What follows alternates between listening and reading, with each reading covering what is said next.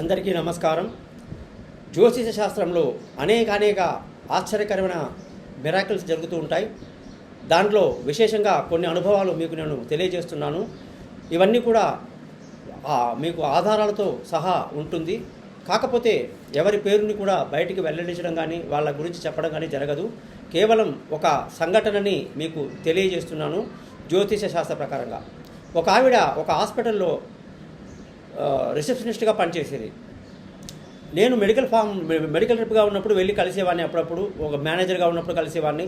ఆవిడకి నేను అస్ట్రాలజర్ అని తెలుసు. ఆవిడ తన యొక్క కుటుంబంతో సహా ఓ రోజు మా ఇంట్లో దిగింది. ఏమండి, మాకందరికీ జాతకం చెప్పాలి మీరు అని. ఆవిడకి క్యాన్సర్, థ్రోట్ క్యాన్సర్ అనేది స్టార్టింగ్ స్టేజ్లో ఉందన్నమాట. రాను రాను అది చాలా సీరియస్ అయిపోయి జాబ్ మానేసి ఆఖరికి అన్నం కూడా తినలేని పరిస్థితి, గొంతు దగ్గర చాలా భయంకరమైన పరిస్థితి అనమాట ఆమెది. నేను ఆమెని అమ్మవారి యొక్క గదిలో కూర్చోబెట్టి పూజలు అవన్నీ బాగా చేసి ఆవిడకి తగినటువంటి పరిహారాలు చేసి నువ్వు భగవంతుని నమ్ముకోమ్మా, నీకు తప్పకుండా మంచిది అవుతుందంటే నమ్ముతారో లేదో కేవలం 6 నెలల్లో ఆమె మామూలు మనిషి అయిపోయింది. చాలా యాక్టివ్గా తిరగడం మొదలెట్టింది. ఇదంతా ఆమెకు చాలా ఆశ్చర్యం అన్నమాట. ఆవిడ నన్ను చాలా గౌరవిస్తుంది. మీరు మా ఇంటికి దేవుడు అంటుంది, అదంటుంది. నేను అంటాను, కాదమ్మా, భగవంతుడు నా చేత మీకు ఈ సహాయాలు ఇలా చేయిస్తున్నాడు అంటే అదంతా ఆయన కృప మాత్రమే. మీరందరూ ఆయన్ని నమ్ముకోండి, నాకు సంబంధం లేదు. ఆవిడకి హెల్త్ బాగైన తర్వాత కూతురి పెళ్లి చేద్దామని అనుకుంది. కూతురి పెళ్లి చేద్దామంటే కూతురికి కన్ను సరిగ్గా ఉండదు. ఒక కన్ను పూర్తిగా ఒక మాదిరిగా ఉంటుంది, చూడగానే కాస్త ఇదిగా ఉంటుంది, ఎవరు చేసుకోవడానికి రావట్లేదు. ఆ అమ్మాయి జాతకాన్ని తెచ్చి ఎలాగైనా సరే మా అమ్మాయికి పెళ్లి కావాలి. ఆ అమ్మాయికి పరిహారం చేశాను. ఆ అమ్మాయికి పెళ్లి కుదిరింది. పెళ్లి కుదిరిన తర్వాత ఆవిడ నా దగ్గరికి వచ్చి డబ్బు సహాయం అడిగింది. నేనన్నాను, చూడమ్మా, జ్యోతిషం చెప్పమంటే చెప్తాను, అప్పులు ఇవ్వడము, దాని చుట్టూ తిరగడము ఇవన్నీ మనకు తెలియదు. కాబట్టి మీరు దయచేసి అలాంటివన్నీ పెట్టుకోవద్దు. ఆవిడ పాపం పెళ్ళి అయిపోయింది, చక్కగా పిల్లవాడు మంచి అల్లుడు వచ్చాడు. చక్కగా ఆ అమ్మాయి అతనితో వాళ్ళ ఊరికి వెళ్ళిపోయి అక్కడ హాయిగా ఉంది. తర్వాత వాళ్ళ కొడుకున్నాడు. అతను కోఆపరేటివ్ బ్యాంకులో ఒక క్లర్క్గా పనిచేస్తున్నాడు. కోఆపరేటివ్ బ్యాంకు అంటే ప్రైవేట్ బ్యాంకు. అందులో అతను పనిచేస్తున్నాడు. అతనికి మేనేజర్లు వాళ్ళందరూ కూడా ఏదన్నా హౌసింగ్ లోను వాటికి కాస్త చూడు అంటూ క్యాండిడేట్లని వెతుకుతూ ఉంటారు. ఎవరో ఒక తెలిసిన అతను ఈయన్ని కలిసినప్పుడు ఇట్లా హౌసింగ్ లోన్ టాపిక్ వచ్చేసరికి దాదాపు ఒక 14 లక్షల దాకా నాకు అప్పు కావాలి అని అడిగితే ఆయన్ని తీసుకుని బ్యాంకుకు వెళ్ళి మేనేజర్కి పరిచయం చేసి అక్కడ ఉన్నటువంటి శాంక్షన్ చేసే ఆఫీసర్లతో కూడా మాట్లాడించి మరి 14 లక్షలు నీకు మేము ఇస్తాము, కాకపోతే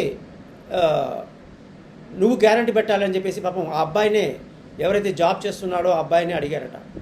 ఆ అబ్బాయి అత్యుత్సాహంతోనో లేదా టైం బాగాలేకనో ఆ వచ్చిన వాడికి గ్యారంటీ పెట్టాడు. అతనికి లోన్ శాంక్షన్ అయింది. అతను ఆ శాంక్షన్ అయిన లోన్ని చక్కగా తీసుకుని వెళ్ళిపోయాడు. 6 నెలలు ఏమో ఈఎంఐ కట్టాడు. తర్వాత కట్టడం మానేశాడు.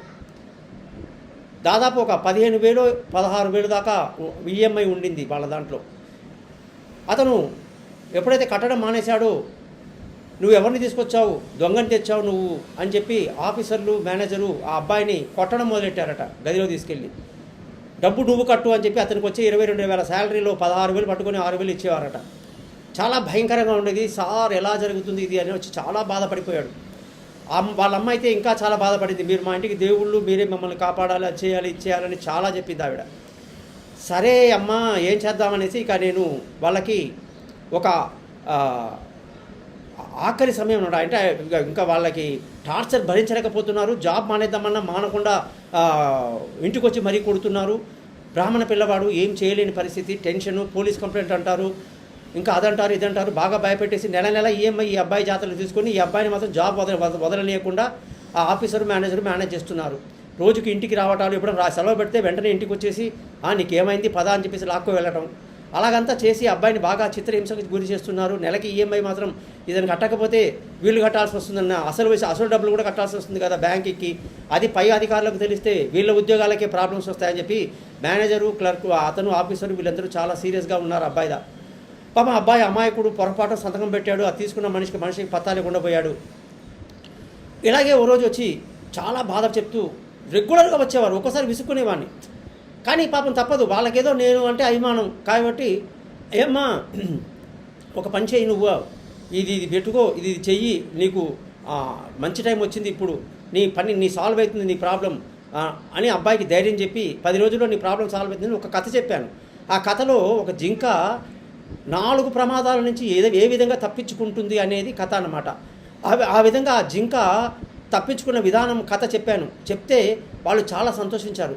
నిజంగా ఇలా ఉంటుందా, అవకాశం ఉంటుందా, ప్రాబ్లం నుంచి బయటికి రావచ్చా, చివరి క్షణంలో కూడా రావచ్చయ్యా, రాసి ఉండాలి ఏదైనా అని చెప్పి ధైర్యంగా చెప్పాను. తమాషాగా ఆ కథ చెప్పినట్టుగానే జరిగిందండి. ఆ అబ్బాయికి జ్వరం వచ్చింది బాగా. ఆమె ఎక్కడైతే హాస్పిటల్లో పనిచేస్తుందో అదే హాస్పిటల్లో జాయిన్ చేశారు. ఈవిడ రిసెప్షన్ అక్కడ ఉంది, ఇంకా గమనిస్తూ ఉంది. పిల్లవాడికి ట్రీట్మెంట్ అవుతుంది. 2 డేస్ అతను బెడ్ మీదే ఉన్నాడు. వెంటనే బిలబిలమంటూ బ్యాంక్ మేనేజరును ఆఫీసర్ను ఆ నర్సింగ్ హోమ్ వెతుక్కుంటూ వచ్చేసి గదిలోకి వెళ్ళి ఆ పిల్లవాడిని పడుకున్న పిల్లవాడిని లేపి పటా కొట్టేశారు. కోపమంతా చూపించి ఏం పారిపోదాం అనుకుంటున్నావా, అది ఇది అని చెప్పి భయపెట్టేశారు.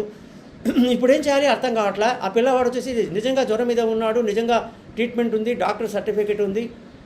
సో ఎప్పుడైతే వాళ్ళు బాగా కొట్టేసి నువ్వు రేపే రాకపోతే జాబ్లోకి ఏం చేస్తానో చూడు అంటే, వెంటనే అక్కడి నుంచి నాకు ఫోన్ వచ్చింది.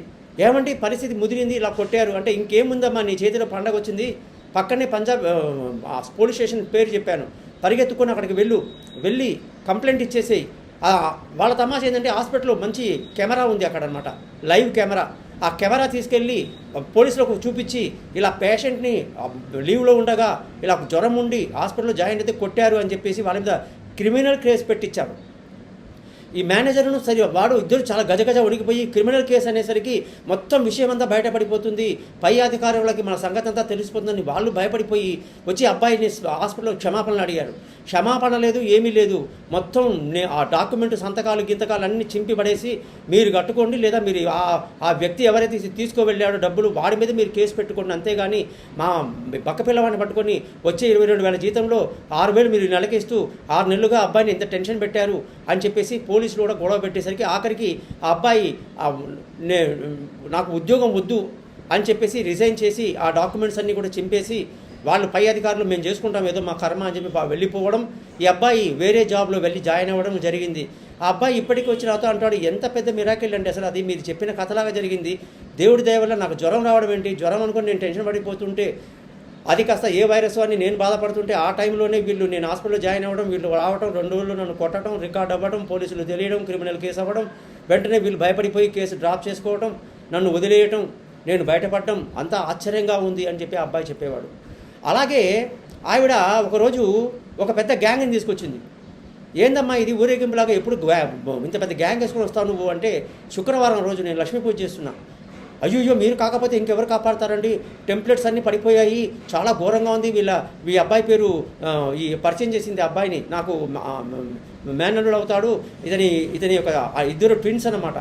ట్విన్స్ అయితే అతను బెంగళూరులో ఉన్నాడు. ఓ రోజు బస్సులో ప్రయాణం చేస్తుంటే ఏదో దోమోగేమో కలిసిందట, దాంతో పెద్ద వైరస్ అయ్యిందట. ఆ వైరస్ ఏదో అయిపోయింది, తర్వాత హాస్పిటల్లో జాయిన్ చేశారట బెంగళూరులో.